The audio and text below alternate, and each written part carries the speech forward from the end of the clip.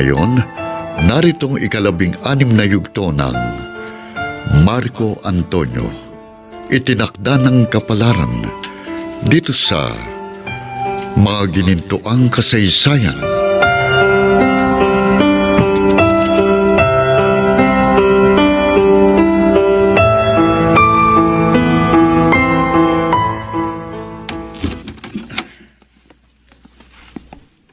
Mabutit lumabas ka na ng silid niyo. Mama, Narinig kong nag-iiyakan ng iyong mag-ina. Mukhang sinaktan mo silang pareho. Gusto ko silang saklolohan pero nakalakang pinto kaya hindi ako makapasok. dinidisiplina ko lang sila. Huwag na kayong makialam. May pakialam ako dahil dito kayo nakatira sa pamamahay ko. Noon ko pa ginustong bumukod kami. Para mawala na kami sa paningin ninyo na makakilos kami ng normal at malaya. Ano bang dahilan at sinaktan mo sila? Dahil sa mga maling prinsipyo, hindi kami magkasundo ng manugang ninyo nang dahil sa inyong apo. Apo ko! Na anak mo! Apo ninyo! Pero hindi ko anak! Bernard! Alam nyo na mula pa nang isirang si Gabi! Hindi ko na siya kinikilalang anak! Itinatakwil mo ang sarili mong laman. Pareho lang ang dugo na nananalaytay sa inyong mga ugat dahil kayo ay mag-ama. Kaya pagbalik-balik ta rin man ang mundo, hindi mababago ang katotohanan yan! Pwede ba? Huwag nyo na ipagpilitan sa akin ng isang bagay na hindi ko kayang tanggapin! Dahil sa itsura niya, kaya patuloy mo siyang nilalait at kinahihiya! Tama kayo! Hindi ba't ganyan din ang ginawa ninyo ako? Dahil mukha siyang unggoy! Kaya kasama namin kayo sa pagdusta sa kanyang pagkatao! Huwag mo! Damay si Marco sa usapang ito! Dahil nakokonsensya kayo! Kapag nakikita niyo yung ginagawa ko kay Gabi! Atin yung ginagawa kay Marco noon! Tumigil ka! Pareho lang tayo na pag-uugali, ma! Sa iyo ako nagmana! Kaya kung tutuusin, wala kayong dapat ikagalit sa akin dahil sinusundan ko lang ang klase ng masamang ugali ninyo! Lapastangan! Ha! Bakit? Masama bang gawin ko ang dati niyong ginagawa noon kay Marco? Kung ano man ang nagawa ko sa kanya, sinabi ko na sa inyo na matagal ko na pinagsisihan yun!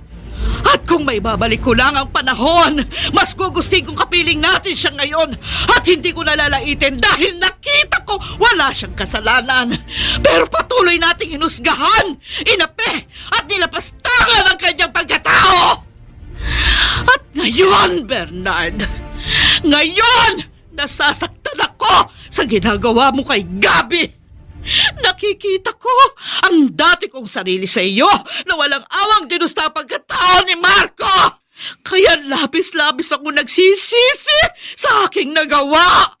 Sobra kong pinagsisihan ang lahat. Magsisimang kayo! Huli na! Wala na si Marco! Patay na!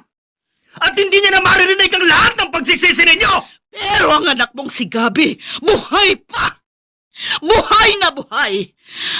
Kaya habang maaga, matauhan ka na. Huwag mo nang hintayin maging huli ang iyong pagsisisi. Dahil anak mo ang iyong hinahatulan, itinatakwil, at pinagkakaitan ng pagmamahal!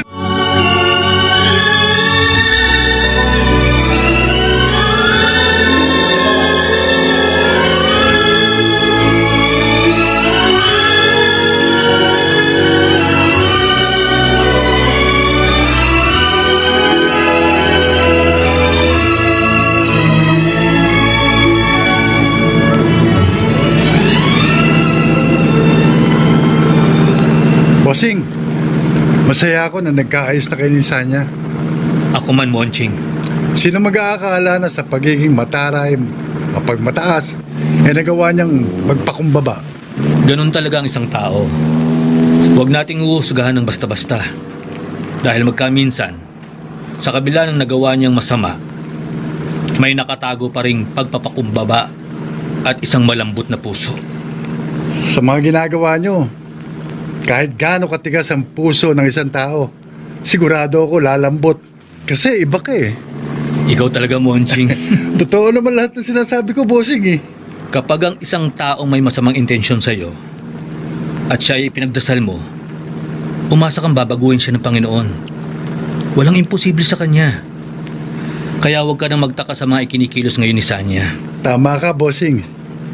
Pero Teka lang, saan ba talaga tayo pupunta? Sa simbahan. Simbahan? Hindi naman linggo ngayon walang misa. Matagal na kasing nagpalit ng kura paroko.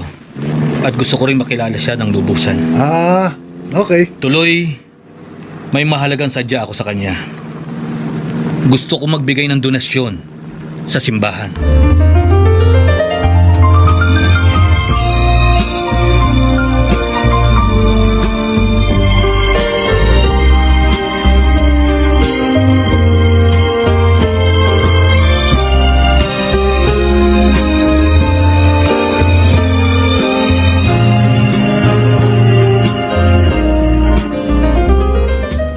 Mama Yoli, sorry po.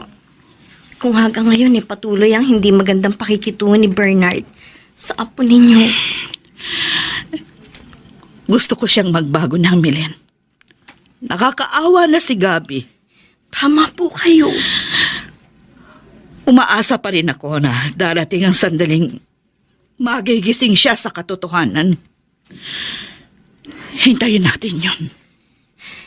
Darating pa po kaya ang pagkakataong iyon.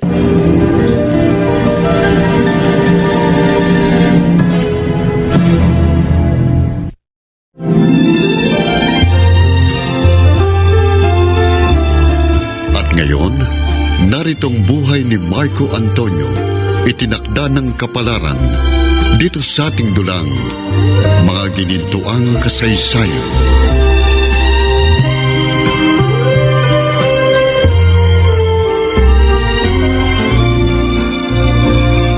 Good morning po, Father Diaz. Good morning din. Ano po ba ang may paglilingkod ko sa inyo? Yamang wala namang misa. Opo, hindi naman po kasi linggo Pero may pinabibigay lang po sa inyo yung amo ko. Ano? Heto po, Cheque? yung po niya sa simbahan. Pero napakalaki ng halagang ito. 100,000 piso nga po ang nakalagay dyan. Maaari ko bang makilala para mapasalamatan ng personal ang taong tinutukoy mo? Aba, opo. Hindi ko mabasa ng maayos ang pirma niya dito sa cheque. Siya po si Sir Antonio de las Heras. Antonio de las Heras? Opo. Popular ang pangalan niya na nakabili ng Hacienda Esmeralda. Tama po kayo. Mukhang binusog siya ng biyaya ng Panginoon, kaya handa rin siyang ibalik ang ibang blessings na galing sa Diyos.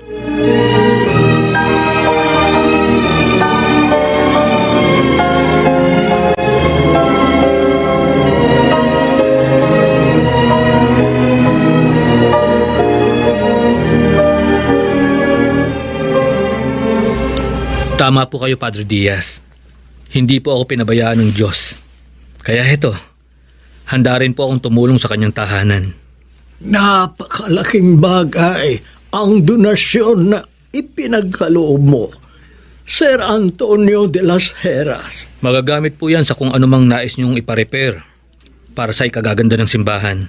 Umasa kang hindi mabibigo sa iyong magandang adhikain. Siya nga po pala, Padre Diaz.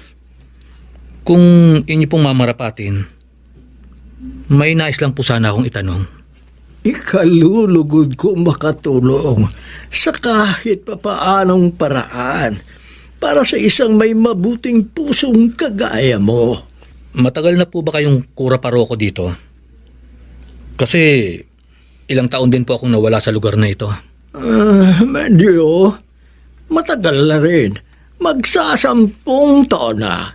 Baka sakali pong matulungan niyo ako. O kasiyahan kong makatulong sa iyo.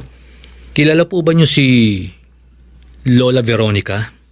Lola Veronica? Opo. Dati po siyang namamalimos sa labas ng simbahan. Nung ako'y nag-aaral pa, nakaugalian na po naming dalawang magkwentuhan at magkumustahan. Pero laking pagtataka ko na sa aking pagbabalik, hindi ko na po siya nakikita. Lola Veronica. Sir de las Heras, ikinalulungkot kong hindi kita matulungan sa pakay mong yan. Wala naman kasi akong kilalang Lola Veronica. Teka, sandali lamang. Bakit po? Ang pamangking kong si Fabian at ang asawa niyang si Perla ay may inaalagaan isang matanda sa kanila. Kaso pati sila hindi rin nila kilala dahil mukhang ulyani na nga. Tama, nakita raw nila sa labas ng simbahan na tila hinimatay, dala ng labis na kagutuman. Nagmagandang loob ang mag-asawa at iniuwi na lamang sa kanila upang masuportahan ang pagkain nito. Baka po si Lola Veronica yun. Maaari. Padre Diaz, maaari ko bang makuha ang address ng pamangkin ninyong si Fabian? Gusto mo bang samahan ko na kayo? Huwag na po. Maraming salamat. Lalo pat hindi pa po tayo nakatitiyak kung ang matandang tinutukoy nyo ay si Lola Veronica.